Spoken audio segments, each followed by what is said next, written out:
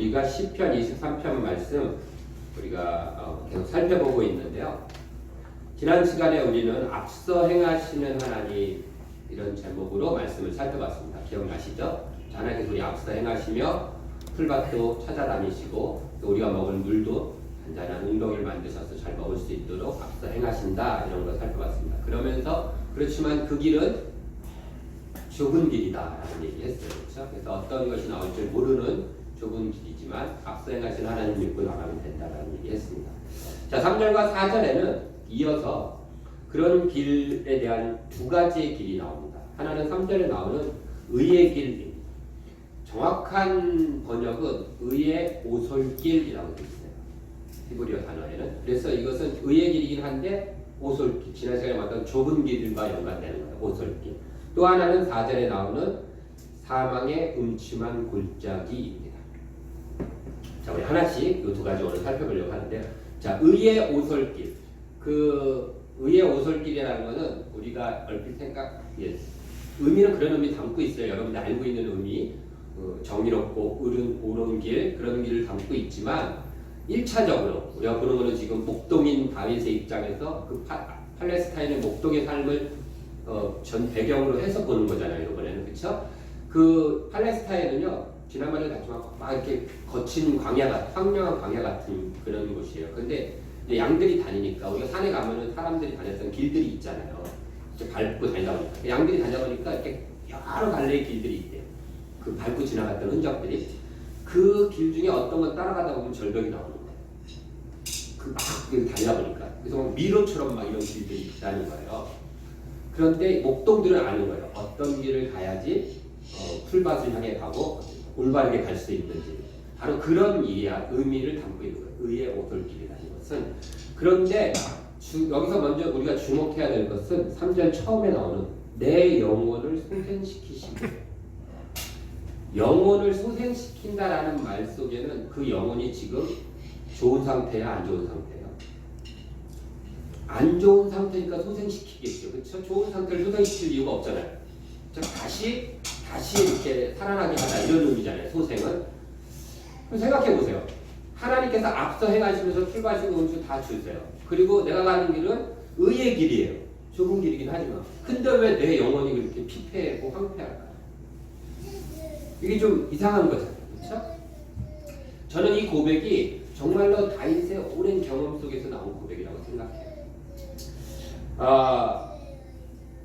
한 2주쯤 전에 윤봉석 선교사님이 저한테 메일을 보냈어요. 그냥 보내는 언약의 편지예요. 우리 반전사님 한 그거 이제 저한테도 왔어요. 그동안 저한테는 안 왔었거든요. 그래서 이렇게 뜯어가 이렇게 눌러서 확인을 했어요. 근데 뭐 사진하고 내용들이 쭉 있었어요. 언약 편지니까. 근데 그걸 읽으면서 제가 마음속에 탁 들어왔던 좀 마음이 아팠던 부분 하나는 선교사님 그런 얘기를 해요. 그대로 읽어드릴게요.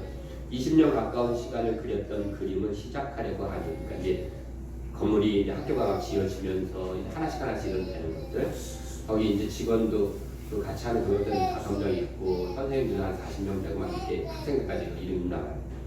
그게 이렇게 되려고 하는 그런 이제 선정을 하시면서 하는 말씀이에요. 20년 가까운 시간을 그렸던 그림을 시작하려고 하니 믿음이 부족한 건지 체력이 딸리는 건지 요즘 자주 힘이 든다는 생각이 듭니다. 경서들의 얘기 쭉 나오다가 말씀의 열정이 뜨거워질수록 반대편에서 서서히 밀려오는 한계와 무력감이 강하게 오는 것을 감당하기 힘이 듭니다. 그런 말씀들이 이렇게 군데군데 있는 거예요. 그 일이 막 이렇게 되어지는 것 같아요. 이제는 건물도 지어지고. 하지만 한편으로 밀려오는 그 두려움과 무력감, 또 중간중간에 기대에 못 미치는 그런 사람들의 생각들, 스태프들이 갑자기 김 빠지는 소리 하면 또 막 거기서 오는 그런 힘듦, 그런 것들이 막 몰려오는 것 같아요. 목요일에 얘기 들었죠. 관전사님 그 여자분, 그렇죠? 교장으로 세우기 위해서 막 이렇게 몇 년을 투자해서 가리키고 해놨는데 막상 이게 이제 건물이 지어서 교장으로 올 때가 되니까 안 오겠다고 하는 거죠. 이럴 때 오는 그 실망감, 거기다가 무너지는 무력감, 이런 것들이 확 몰려요. 그러면서 영혼이 침체가 돼요. 우리가 의의 길을 걷고 하나님께서 반드시 내 앞서 행하신다는 걸 알아요. 알면서 나가지만 그 길은 옳은 길이에요. 그렇지만 그 길가에도 그 길 속에 걸어가는 그 가운데에서도 이런 침체와 무력감에 빠질 수 있잖아요. 오히려 그 길이기 때문에 더 심한 거예요. 왜냐하면 내가 할 수 있는 게 아니라 하나님 바라보고 나가는 길이기 때문에 같은 동역자나 스태프들이나 또는 내가 내 앞에 있는 그 일들을 걸어가기 위해서 내가 감당해야 될 일이 너무 크게 느껴지는 거야, 어느 순간. 그러면서 오는 무력감이 있다. 그것을 하나님께서 수생시킨다. 왜요? 다윗은 이렇게 얘기합니다. 뒷절에 보니까 자기 이름을 위하여 의의 길로 인도하신다. 이 지금 여기에 나오는 자기라는 분은요, 하나님이시지만 1차적으로는 이거죠. 목동입니다. 목동은 이스라엘 사회에서 가장 하층 직업이었어요. 그 당시. 그럼 목동이 자기 이름이 있을까요? 내 이름을 위해서 뭐야? 이런 건 없잖아요. 목동도 하층이니까. 그런데 자기 이름을 위하여 이렇게 돼 있어요. 자, 이게 뭘까? 이렇게 봅시다. 목동은 선한 목동이 있고 악한 목동이 있어요. 우리 오늘 저기 선한 목자죠. 하나님은 스스로를 선한 목자라고 얘기하셨어요. 선한 목자가 있으면 악한 목자도 있겠죠. 그렇지 않나요? 예수님이 요한복음 10장에 보면 뭐라고? 나는 선한 목자, 양들을 위하여 생명을 버리라 이렇게 얘기해요. 그런데 악한 목자도 있어요. 여러분들 성경을 좀 찾으셔야 돼요. 에스겔 34장을 한번 봐보세요.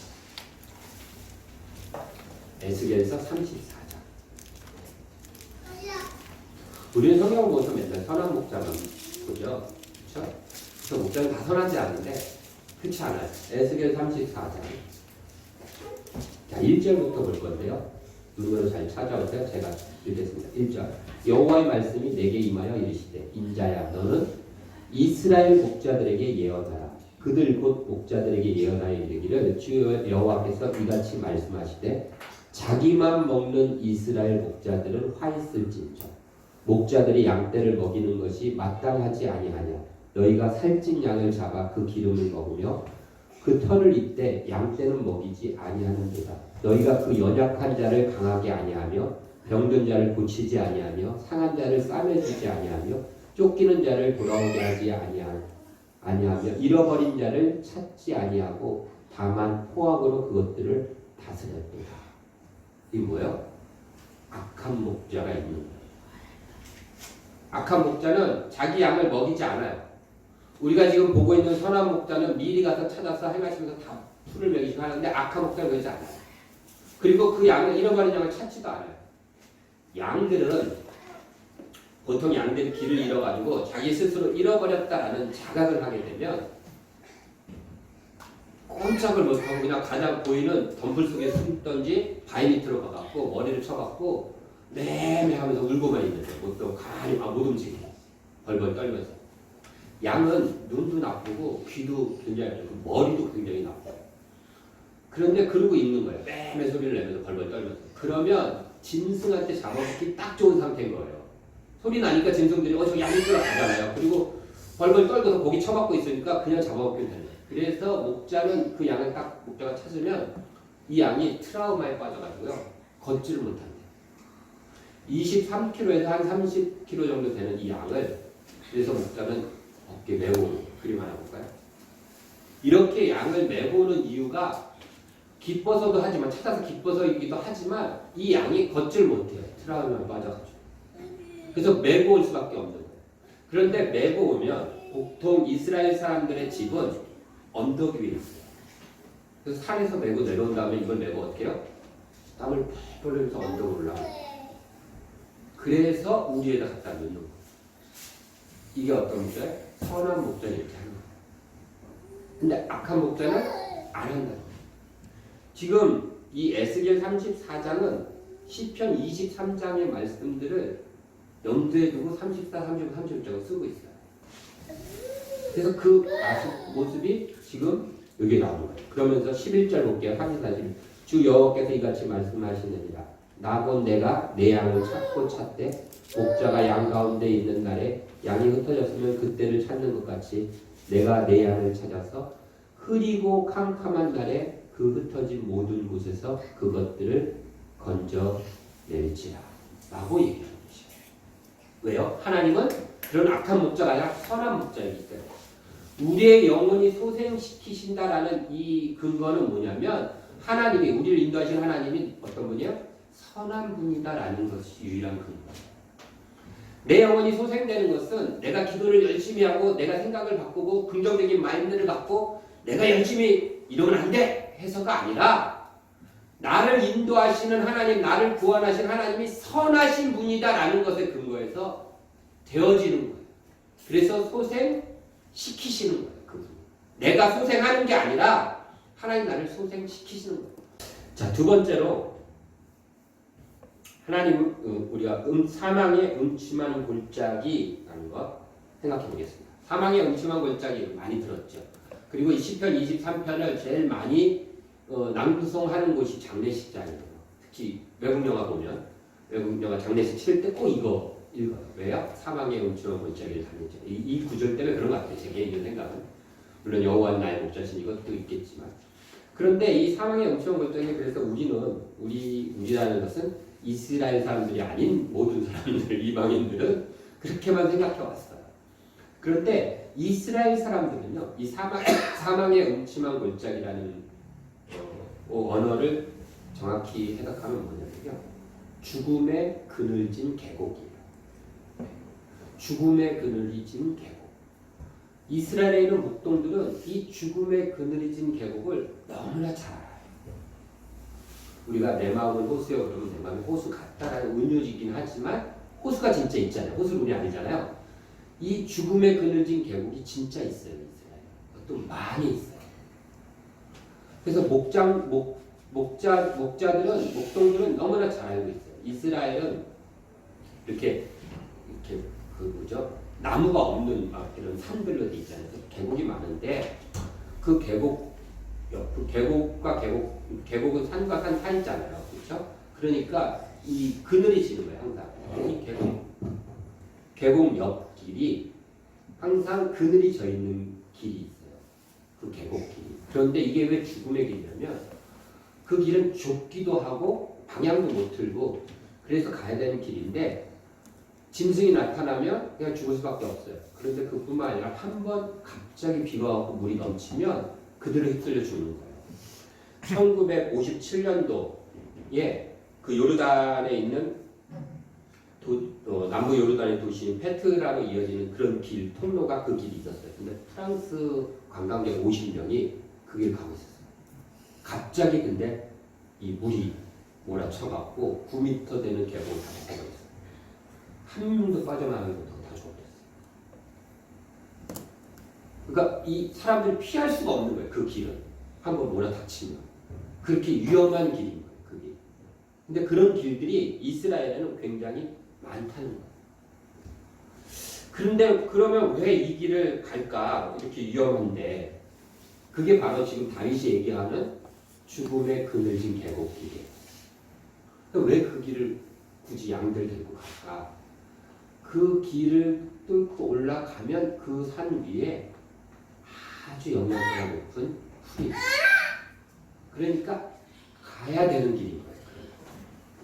그래서 에스겔서 우리 아까 봤던 에스겔서 34장 제가 편곡을 했는데 찾으면 14절에 보면 좋은 꼴을 먹이고 그 우리를 이스라엘 어떻게 해요? 높은 산에 두리니 그것들이 그곳에 있는 좋은 우리에 놓으며 이스라엘 산에 살진 꼴을 먹겠다. 어디에 있는 살진 꼴이래요? 산에 있어요. 그러니까 그 길을 통과해서 올라가면 살진 꼴이 있는 곳이에요. 그래서 목자들이 위험한지는 알지만 양들을 끌고 그 길을 가는 거예요. 그래서 그 길을 가는 이유는 첫 번째는 그거를 위험하지만 통과해서 살진 꼴을 먹이기 위해서 끌고 가는 거예요. 근데 더 중요한 이유가 하나 있어요. 그 1930년대 오래전이죠. 팔레스타인에 폭동이 일어나서 당시 이제 영국군도 이제 다른 나라 군대들이 막 개입을 했어요. 그래서 그 마을에 있는 양과 소 가축들을 전부 다 압수해 버렸어요. 정부에서. 그래가지고 다 막 수백 마리를 모아놓고 압수를 했어요. 그러니까 마을 사람들이 막 못 살겠다. 내 양 달라, 내 염소 달라, 소 달라 막 이랬어요. 그래서 정부에서 그러면 한 마리당 얼마씩 돈을 계산해서 가져와라. 그럼 내주겠다. 이런 거예요. 근데 그 중에 고아 출신 목동이 하나 있었는데 이 사람은 한 6, 7마리의 양을 가지고 있었어요.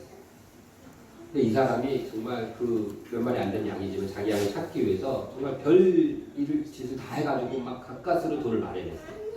그래서 찾아갔어요.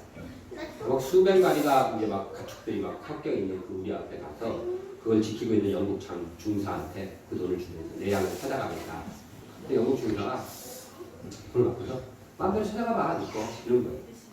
이 많은 양들 준수들 중에서 니꺼 어떻게 네가 찾아가겠어? 아무거나 그냥 원하는 대로 아무거나 가져가라 이렇게 한 거예요. 그랬는데 이 목동이 호각을 하나 탁 이 소리를 내면서 소리를 딱 내니까 정확히 이 목동의 양들만이 딱 나와요. 그래갖고 이 목동을 따라서 갔다는 거예요. 이 중사가 깜짝 놀란 거예요. 충격을 받은 거지. 그 많은 걸 막 사랑하는 듯이 가져왔는데 정확히 그래요. 그래서 어떻게 이 양들이 당신의 소리를 듣고 이 귀도 안 좋고 눈도 안 좋은 이것들이 그랬냐. 그랬더니 목동이 우리는 함께 수십 번의 죽음의 골짜기를 올라갔었습니다. 그 골짜기를 가면서 양들은 그 눈도 안 좋고 귀도 안 좋지만 그럼에도 불구하고 살기 위해서 목동의 소리에 주목할 수밖에 없는 거죠. 아니면 죽으니까. 그러면서 올라간 거예요. 왜 가는지도 모르고 그냥 간 거예요. 사실은. 그 목동을 보면서 죽기 싫어서. 그런데 올라가니까 살진 꼴이 있었던 거죠. 그리고 또 그걸 잊어버려요. 그런데 또 끌고 가니까 또 외교를 해가지고 또 올라가는 거예요. 목동이 하는 소리, 몸짓 하나, 뭐 지팡이 움직이 하나 보면서 또 그냥 가는 거예요. 근데 이게 계속 반복되니까 그렇게 훈련시키기가 어렵다는 양도 훈련이 되는 거예요. 그래서 목동의 소리를 알아듣게 되죠. 내 목자의 소리. 예수님 그랬죠? 내 양은 내 소리를 듣는다. 그게 어떻게 돼요? 그 죽음의 그늘진 계곡길을 올라가면서 훈련이 되면서 자기 목자의 소리를 듣게 되는 거예요. 하나님께서 우리를 그런 길로 인도하실 때도 있어요. 우리 앞에. 이 믿음의 길 속에. 그러나 그 길 끝에 이유가 살진 꼴이 있죠. 다만 살진 꼴만을 위해서가 아니라 그것을 통해서 하나님의 소리를, 내 주님의 소리를 알아들을 수 있게 우리의 믿음의 훈련을 시키십니다. 주님은 어떤 곳에서든 우리를 인도하시며 함께하세요. 그래서 다윗이 뭐라고 얘기해요? 시편 23편으로 돌아오셔서 보시면 내가 사망의 음침한 골짜기로 다닐지라도 해를 두려워하지 않을 것은 주께서 나와 함께 하십니다. 이거 그냥 함께 하신다는 게 아니라 그 주님이 내 앞에서 지금 가고 계신 거예요. 그 사람. 그래서 그 주님을 태겹게 느끼면서 함께 하십니다. 시편 139편을 한번 볼까요, 여러분? 시편 139편 7절에서 10절. 시편 139편 7절에서 10절. 다 찾으셨나요? 한번 찾아보세요. 시편 139편 7절에서 10절. 찾으셨어요? 네. 같이 읽습니다. 시작. 내가 주의 영을 떠나 어디로 가며 주의 앞에서 어디로 피하리까? 내가 하늘에 올라갈지라도 거기 계시며 수월에 내 자리를 펼지라도 거기 계십니다. 내가 새벽 날개를 치며 바다 끝에 거주할지라도 거기서도 주의 손이 나를 인도하시며 주의 오른손이 나를 붙드십니다. 아멘. 제가 이 시편을 읽으면서 아까 우리가 처음 불렀던 찬양을 신청한 거예요. 바다 끝에 거해도 하나님이 거기서도 인도하십니다. 여기서가 아니라. 앞만 피하려고 해도 아까 먼저 얘기했듯이 피할 수가 없어요. 요나가 하나님 피해서 어떻게요? 배에 탔어요. 그것도 마음에 안 들어서 배 맨 밑에로 들어가 숨었어요. 근데 거기에 찾아오셔가지고 딱 너야 라고 하시잖아요. 그래서 끄집어내서 물고기 속에 집어넣어서 다시 니누에를 갖다가 떨어뜨려 놓으시는 거예요. 어떤 상황에 있든지 하나님께서 거기서 우리를 인도하신다. 그 하나님을 믿음으로 올 한해 살아갔으면 좋겠습니다. 새해가 되니까 이 목회자들 사이에서는 뭐 여러분도 마찬가지겠죠. 사람들 이렇게 축하 연합 카드 하잖아요. 새해 복 많이 받으려고 그러는데 거기 이제 성경 구절 하나씩 넣어서 이렇게 보내잖아요. 저도 동기 중에 한 분이 보내왔는데요. 신명기 11장 12절 말씀이에요. 있나요? 네, 이 말씀이에요. 한번 읽어볼까요?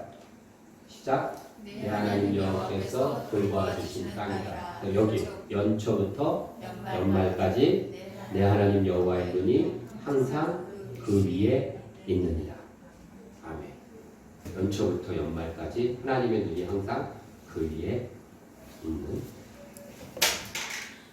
우리들이 되었으면 좋겠습니다.